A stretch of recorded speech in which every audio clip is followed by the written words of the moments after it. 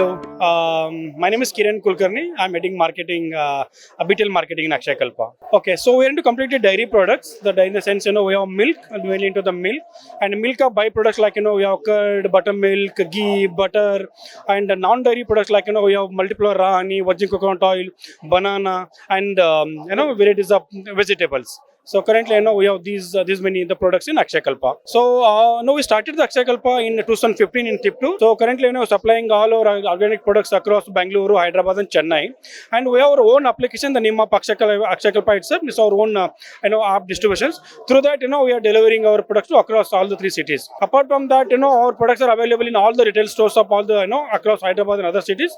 And our products are listed in other hyperlocal applications like Amazon, Blinkit, and the big baskets. So there also you can get our products. So we don't have our own store. Our dairy is in Tiptur, and in Hyderabad, our own farm in Shadnagar. So exposure is quite good because from last 3 years we are continuously participating in this Kids Expo and other dairy expos.